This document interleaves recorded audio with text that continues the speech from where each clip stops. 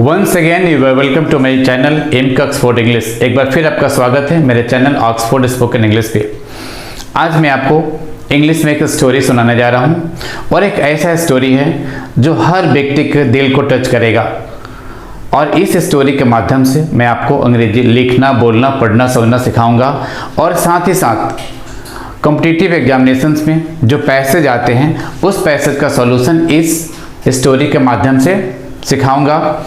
इस स्टोरी में जो ग्रामर यूज हुए हैं जैसे टेंस, वॉइस, नारेशंस या वोकैब्स, तो उसको भी मैं एक एक करके एक्सप्लेन करूंगा। इसलिए आपसे रिक्वेस्ट है कि कृपया आप इस स्टोरी को शुरू से लास्ट तक सुने और इसके बारीकियों को समझें और अपने जीवन में आप साथ करें। Once upon a time there lived a king. Once upon a time इसका मतलब है एक समय की बात है। देयर लिव्ड ए किंग, एक राजा था। यहां हम देखेंगे कि वंस अपॉन ए टाइम इसका मतलब हुआ एक समय की बात है। यहां बात का इंग्लिश अलग से नहीं मिलेगा, पूरे सेंटेंस यहां से यहां तक का मीनिंग है एक समय की बात है। समझ में आई बात? देयर लिव्ड ए किंग, एक राजा था। अब यहाँ पे हम लोग देखेंगे कि देयर के बाद V2 का यूज हुआ है, यानी वर्ब का सेकंड रूप आया है, जिसका मतलब है कि देयर लिव्ड ए किंग, एक राजा था। He had 4 wives. He had 4 wives. उन्हें 4 बेबियां थी, यानी उनके 4 पत्नी थी। अब यहाँ पे हम लोग ग्रामर का यूज देखेंगे। he क्या है? यह थर्ड पर्सन का सिंगुलर प्रोनाउन है और इसके साथ यह जो वर्ड यूज हुआ वो हैड है। हैड का यूज पास्ट पोजीशंस को दर्शाने के लिए होता है, यानी उस राजा के पास 4 पत्नियां थी। वाइफ का प्लूरल वाइफ्स होता है, क्योंकि यहाँ संख्या 1 से अधिक है इसलिए क्या लगा? Wives. The king got seriously ill one day. The king got seriously ill one day. एक दिन राजा बहुत ही सीरियस रूप में बीमार पड़ा।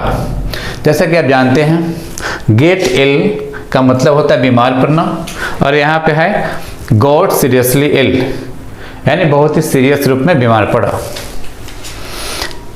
And was on his deaths bed, और वो अपने मृत्यु सैया पे था। डेथ्स बेड का मतलब है मृत्यु सैया।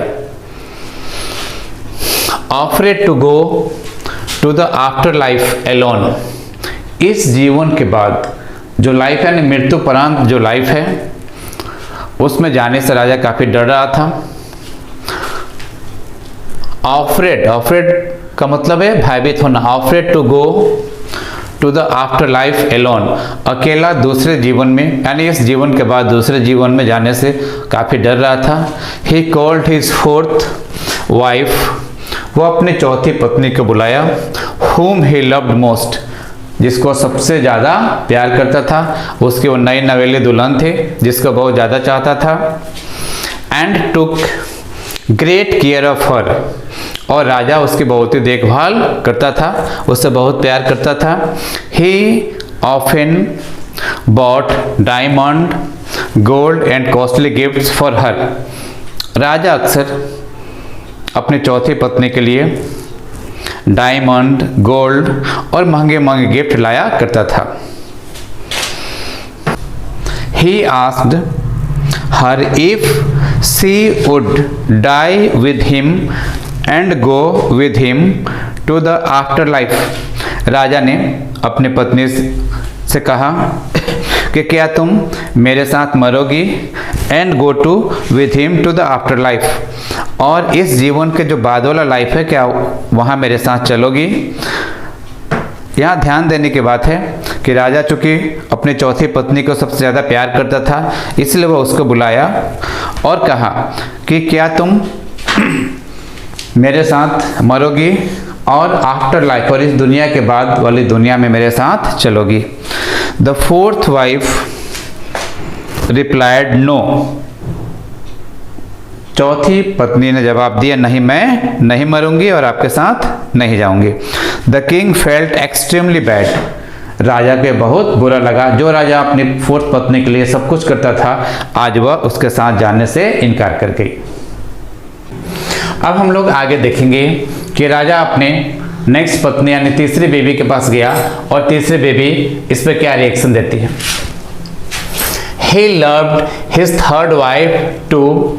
वो अपनी तीसरी पत्नी से भी बहुत ज़्यादा प्यार करता था। He loved, जैसा कि आप जानते हैं लव V1 है और यहाँ पे V2 के रूप में यानी वर्ब का दूसरा रूप है, पास्ट इंडेफिनिट में है। His third wife too, वो अपनी तीसरी बेबी से बहुत ज़्यादा प्यार करता था।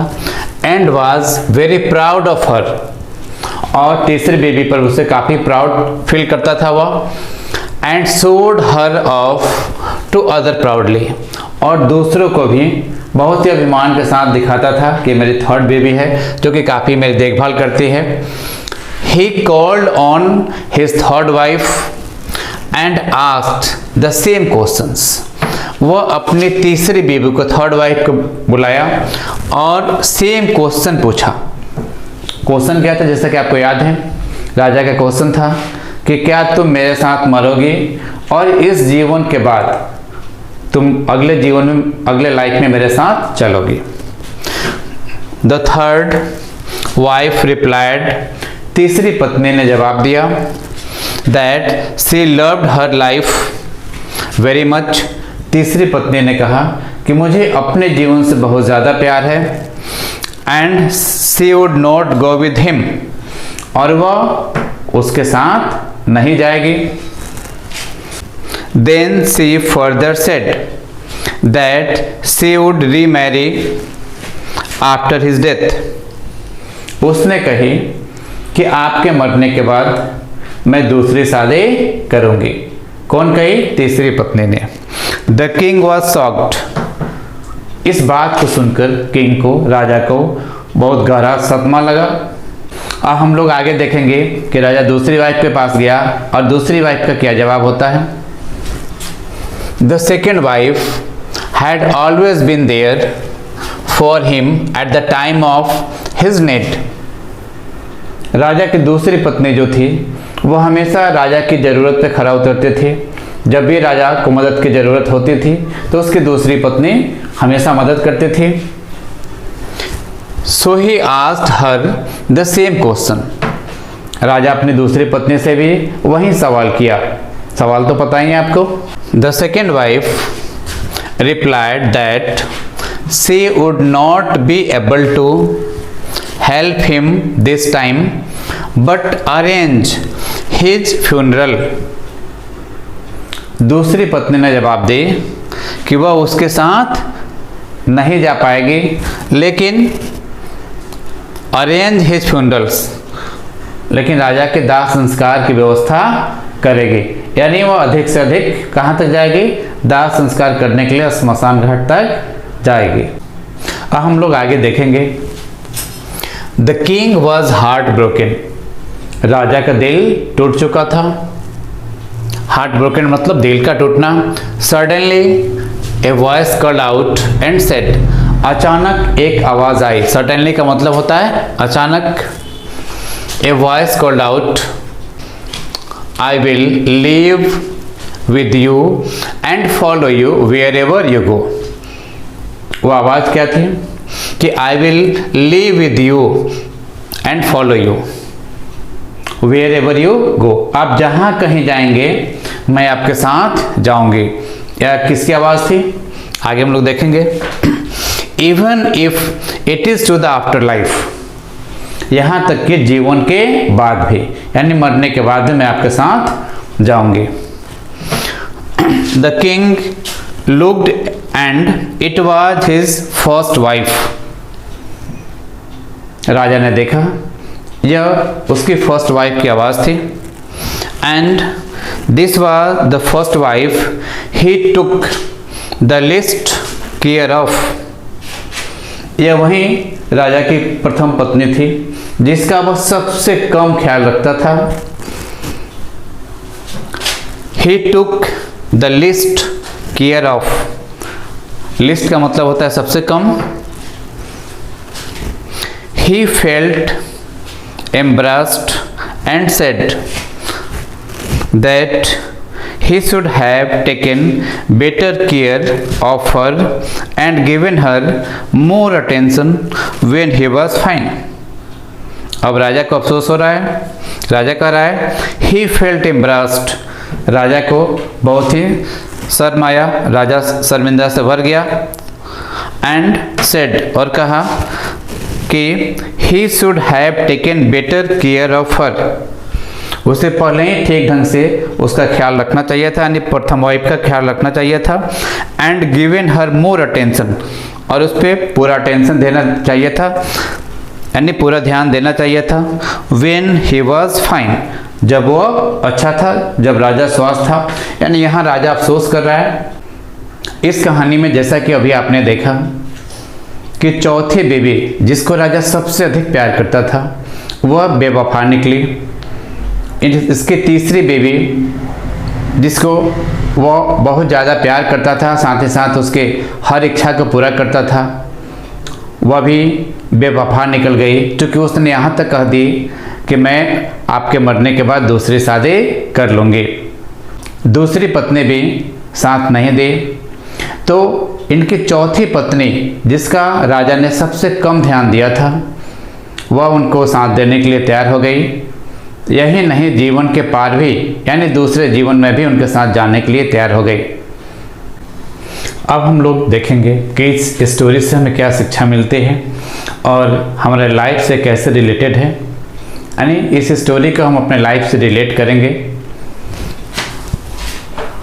The moral of this story is that we all have 4 wives.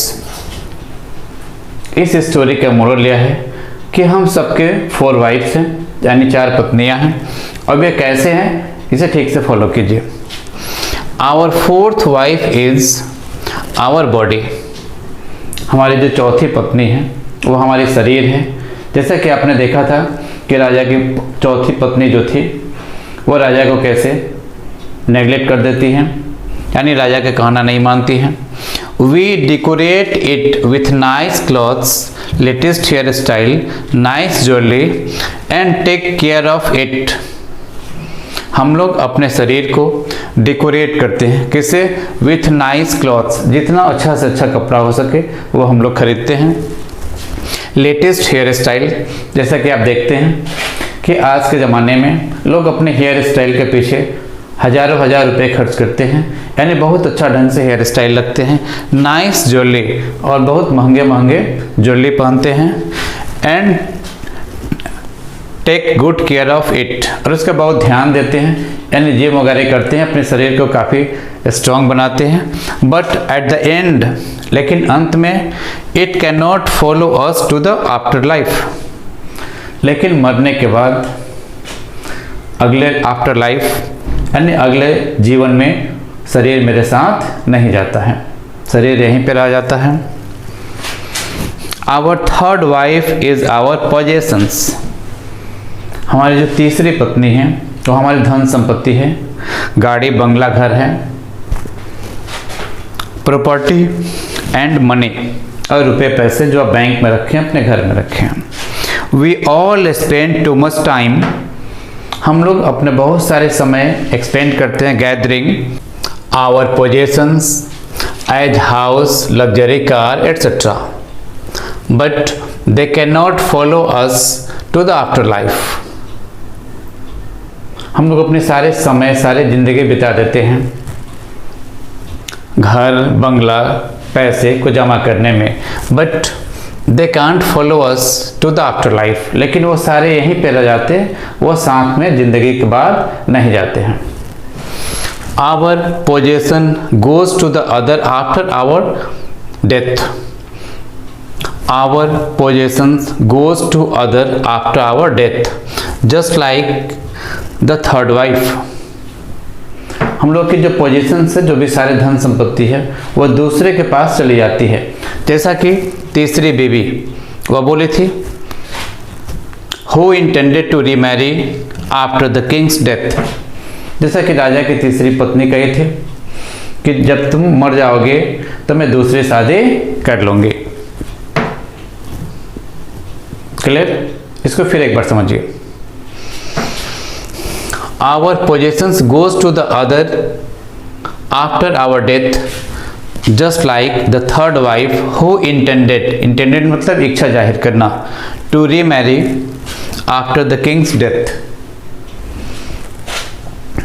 और पोजेशंस, हमारे जो धन संपत्ति हैं जिसे हम अर्जित करते हैं पूरे जीवन मेहनत करके, goes to the other after our death, जो हम लोग की मृत्यु के बाद दूसरे के पास चली जाती है। जस्ट लाइक, जिस तरह द थर्ड वाइफ, राजा की तीसरी पत्नी, हु इंटेंडेड, इंटेंडेड का मतलब है इच्छा जाहिर करना, to remarry after the king's death, जो कि राजा की मृत्यु के बाद अपनी दूसरी शादी करने की इच्छा जाहिर की थी। अब हम लोग आगे देखेंगे इस स्टोरी में। The second wife is our friends and families, जैसा कि राइटर कहता है, जो सेकेंड वाइफ है वो हमारे फ्रेंड और फैमिलीज हैं, जो हमारी सबसे अधिक देखभाल करते हैं और हमारी ज़रूरत के समय खरा उतरते हैं। We trust them as they are always there for us in time of need, जो हमेशा हमारी ज़रूरत पे खरा उतरते हैं, यानी ज़रूरत की पूर्ति करने के लिए तैयार होते हैं। But the farthest they can go is to our funeral, जो हमारे साथ अधिक से अधिक जो फ्यूनरल है वहाँ तक जा सकते हैं, जो स्मशान घाट है वहाँ तक जा सकते हैं अधिक से अधिक। दे रिटर्न होम, और उसके बाद वे अपने घर वापस आ जाते हैं। यानी हमारे जो सगे संबंधी हैं, जो भाई भतीजे हैं, वे भी हमारे साथ जो फ्यूनरल है वहीं तक जा सकते हैं, उसके आगे नहीं जा सकते हैं। Our first wife represent our soul. We usually neglect taking care of our soul. That is the thing that will follow us to the afterlife. Our first wife represent our soul. जो हमारी first wife है वह क्या है? हमारी आत्मा है। We usually neglect taking care of our soul. सामान्यतः देखा जाता है कि व्यक्ति अपनी सोल को नेग्लेक्ट करता है, अपनी आत्मा को खुद रियलाइज़ नहीं कर पाता है, उसे पता नहीं हो पाता है कि उसकी आत्मा शरीर में कहाँ है। तो व्यक्ति की चाहिए कि अपनी आत्मा की देखभाल करे। That is the thing that will follow us to the after life, और यही हमारे आफ्टर लाइफ में हमारे साथ जाता है, जीवन के बाद। जैसा कि आप जानते हैं जो LIC की पॉलिसी है, जीवन के साथ भी और जीवन के बाद भी, तो यही रोल आत्मा निभाती है। इसलिए हमको चाहिए कि हम अपनी आत्मा को महसूस करें, अपनी सांसों में, अपने दिमाग में और हर अंग में अपनी आत्मा को रियलाइज़ करें। जैसा कि आप जानते हैं सारे ग्रंथ में इसकी चर्चा की गई है, तो हमारा फ़र्ज़ बनता है कि हम अपनी आत्मा की शक्ति को रियलाइज़ करें, और इसके लिए हम कुछ समय अकेला बैठें और इस बात को फील करें और आत्मा को ही अपना सबसे नज़दीक का फ्रेंड बनाएं। और जैसा कि आप जानते हैं आत्मा में वो शक्ति है कि अगर आप पॉजिटिव सोचते हैं तो आपका हर रिजल्ट पॉजिटिव होता है, और ये सारे आत्मा के ही देन है, आपकी सोच के ही देन है। अगर आपको ये मेरा वीडियो लेक्चर पसंद आया हो, मेरी ये स्टोरी पसंद आई हो, तो कृपया मेरे चैनल को लाइक और शेयर करें, और साथ ही इसे सब्सक्राइब करना नहीं भूलें, ताकि हज़ारों हज़ार नहीं लाखों लाख की संख्या में स्टूडेंट इस चैनल पर विजिट करके इस स्टोरी के माध्यम से अपने इंग्लिश को इम्प्रूव कर सके और आत्मा की रियलिटी को समझ सके। Okay, thank you.